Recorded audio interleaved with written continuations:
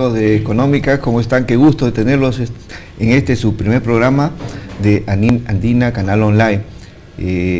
Este año las perspectivas para el Perú han mejorado, toda vez que se vienen nuevas inversiones, se vienen proyectos de infraestructura significativos, y el Banco Mundial como el Fondo Monetario han proyectado un crecimiento entre 5 y 5%.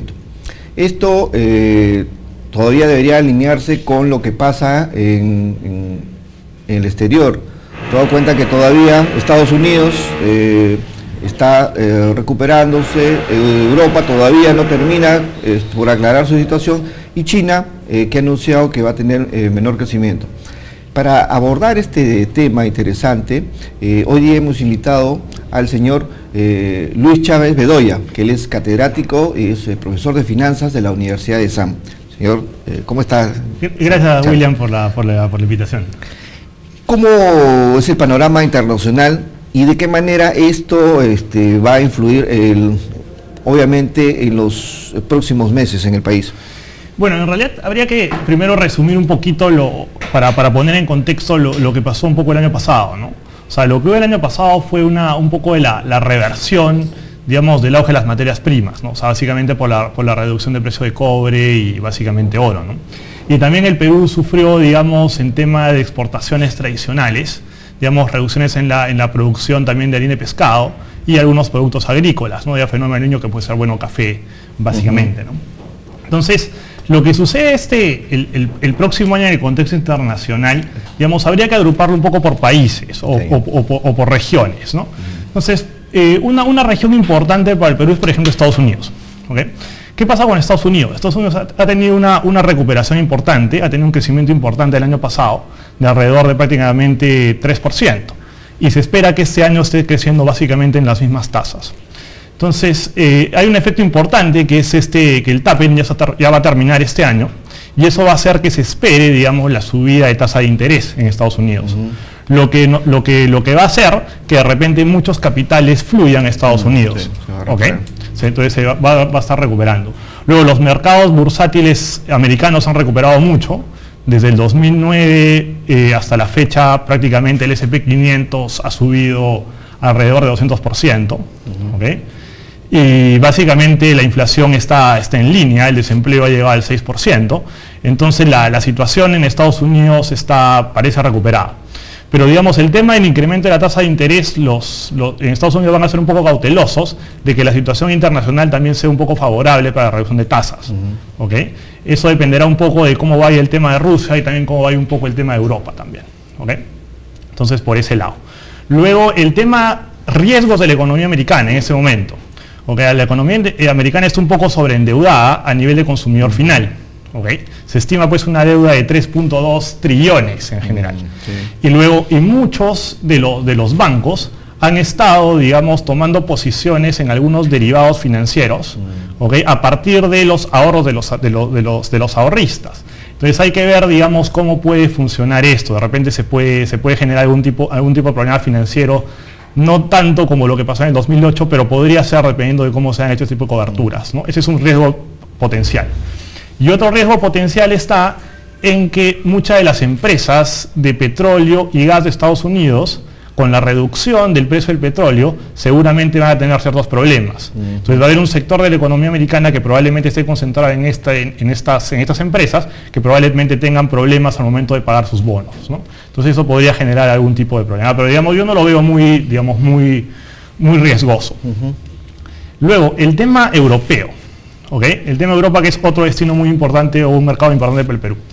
¿Qué pasó pues con Europa? Europa está prácticamente detenido, ¿no? O sea, realmente la proyección de crecimiento para Europa para este año, estamos hablando de 1%. Salvo algunos países puntuales como Alemania. Alemania, digamos, en realidad ha bajado su proyección de crecimiento y creo que le han puesto ya a 1.4 o 1.2. ¿Okay? Inclusive Francia, que debería ser un poco también un país más o menos que está pasando por problemas, está solamente creciendo 0.4%. Se está esperando ese crecimiento. Entonces, ¿qué está pasando? En Europa hay un problema pues de estancamiento de crecimiento, que ya es un poco más estructural debido a los problemas anteriores, Luego tienen alto desempleo juvenil, o sea, puede ser que, por ejemplo, España esté más de 50% de desempleo, Grecia, Portugal están alrededor de los 30%, entonces es bastante... Y ahora Ucrania también tiene problemas, ¿no? Claro, Ucrania tiene muchos problemas por el tema de Rusia, también, pero eso lo podemos ver un poco unido con Rusia también, ¿ok? Y bueno, y tienen el grave problema de la deflación, ¿ok? Porque ya, digamos, la inflación en Europa se estima que ha acabado en menos 0.2%, y eso, digamos, dificulta la salida de una recesión, ¿ok? Porque la gente básicamente está esperando que bajen precios y no realiza consumo, ¿no? De parte es muy difícil reactivar algo cuando está en deflación, ¿no? Entonces, tiene un riesgo importante porque, digamos, está estancado, y aparte vienen muchas elecciones importantes, ¿no? O sea, viene la elección en Grecia, que es ahora a fines de enero, viene Portugal y viene básicamente España. Y, digamos, los movimientos que están liderando acá, sobre todo en Grecia, son movimientos que se oponen un poco o quieren, digamos, cambiar la forma en la cual se ha afrontado a la crisis, ¿no? Entonces tratan de hacer un mayor gasto fiscal, pero no creo que lleguen, digamos, a salirse del euro, sobre todo el tipo de Grecia, ¿no? Pero igual, es un riesgo latente lo que puede suceder, ¿no?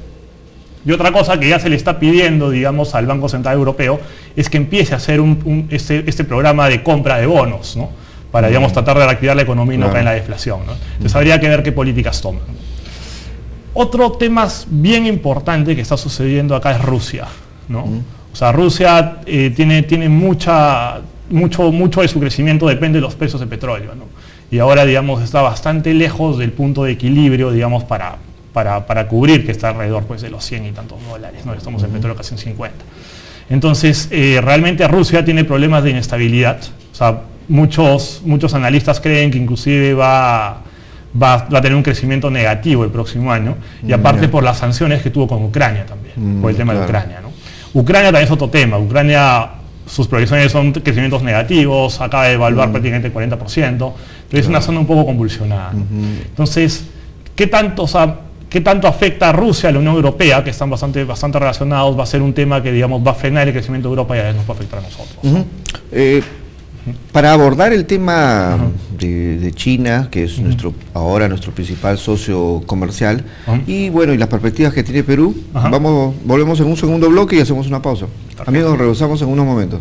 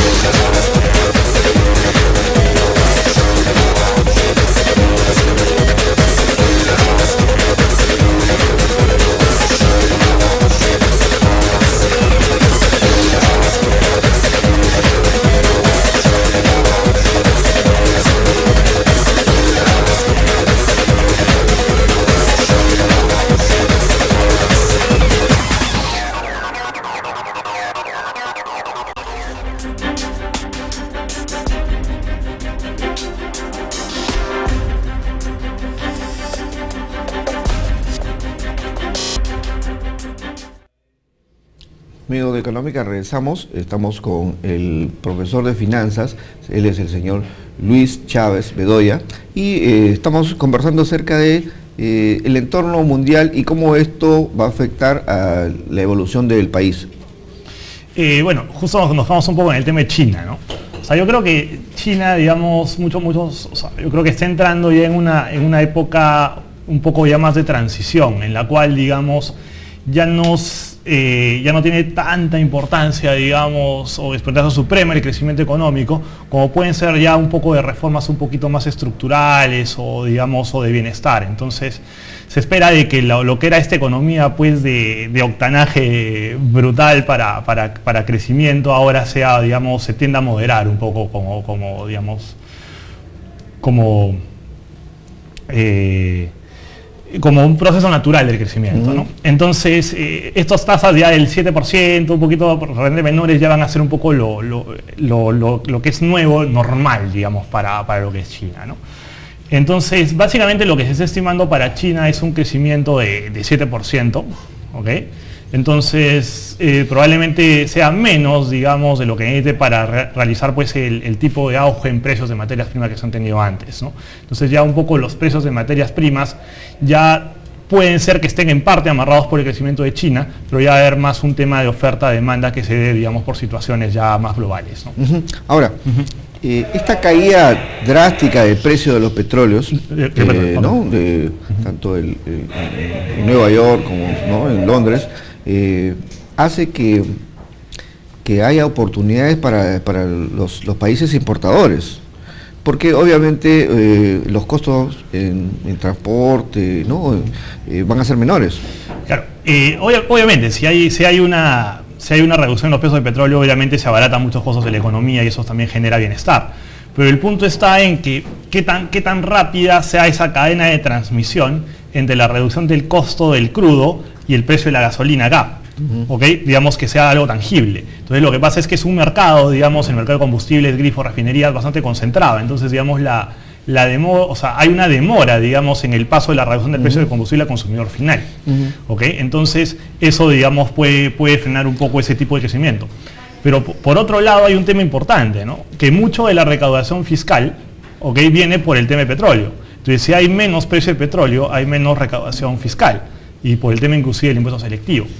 Entonces, ahí habría que tener, pues, un balance fino entre la reducción de ingresos y por otro lado digamos, el incentivo del consumo o el ahorro, digamos, de las mismas personas por reducción del precio de combustibles y de las mismas empresas también. Pero podría darse o sea, las empresas que tienen menores costos en esto, decían invertir ese excedente en otras operaciones, ¿no? Por supuesto, o mejorar los márgenes, y eso hace, digamos, que se generen, pues, más dividendos, se pueda reinvertir, o las mismas empresas puedan reinvertir un poco más de utilidades también, ¿no? Pero también mucho va a depender también de las expectativas que tengan estas empresas para poder reinvertir, digamos, ganancias extraordinarias que pueden tener por eso, ¿no? Que habría que ver cuántos son, porque, digamos, la cadena de reducción del precio no es tan clara, ¿no? Ante este panorama internacional, ¿cómo se ve, o sea, cómo vislumbramos al Perú? Se decía que podíamos crecer entre 5 y 5.5% este año y que se van a dar inversiones, por mencionar un monto en el sector minería, hidrocarburos, de 61.000 millones de dólares específicamente. ¿Cómo va a evolucionar nuestra economía teniendo en cuenta esta coyuntura? Bueno, el tema está en que, digamos, mucho de lo que puede hacer, digamos, el crecimiento peruano, digamos, parte de una base un poco menor del año pasado, ¿okay?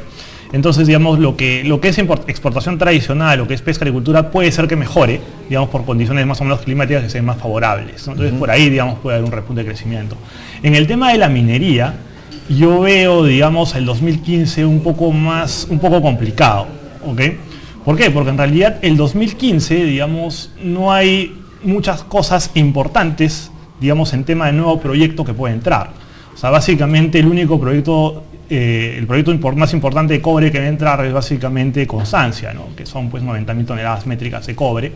Y básicamente Toromocho, ¿no? Pero Toromocho tenía, pues, algunos problemas con las concentraciones de arsénico, o básicamente con la ley del mineral. Entonces habría que ver, digamos, cómo se resuelve ese problema, pero ya debería empezar a producir, digamos, básicamente más o menos para el tercer trimestre de este año, ¿no? Entonces habría que ver, digamos, cuánto añade esa producción adicional al stock que tenemos ahora, ¿no? Y básicamente viene atado, ¿por qué? También por la evolución de los precios. Muchos analistas piensan que, digamos, el precio del cobre se va a mantener, digamos, no creen que va a subir, inclusive hay unos que dan a la baja, digamos, a 2.5 libras, dólares por libra, ¿no? Lo cual sería, no sería bueno para nosotros, ¿no? Precio del oro también, los analistas pueden decir de que se va a mantener en los 1.300, pero hay algunos que pueden decir que puede bajar a los 1.000 o 1.100. Básicamente 1.100 debido al efecto del taper en Estados Unidos, ¿no? Que va a hacer que la gente deje el oro para irse a invertir a Estados Unidos, ¿no? Entonces, yo creo que en minería tenemos no va a ser un año muy promisorio, y aparte que hay un tema súper importante, que es el tema de los proyectos nuevos que se avecinan en el futuro, ¿ok? Básicamente yo estoy bastante preocupado por el tema de Tía María, ¿no? En Arequipa, ¿no? O sea, realmente uno ve pues a los alcaldes de Cocachacra y de Valdivia y ve que realmente, o sea, no tienen ningún interés y más bien están totalmente opuestos al proyecto. Entonces, si ese proyecto, digamos, no se consolida y hay una reducción adicional del precio del cobre, puede ser que ese proyecto no se lleve a cabo, y eso va a ser un poco el motor de crecimiento de los siguientes años, junto con otras inversiones mineras, ¿no? Habría que ver, digamos, ya para el 2016 lo que es básicamente las Bambas y lo de Cerro Verde, ¿no? Pero, digamos, para el 2015 la cosa no está muy definida, ¿no?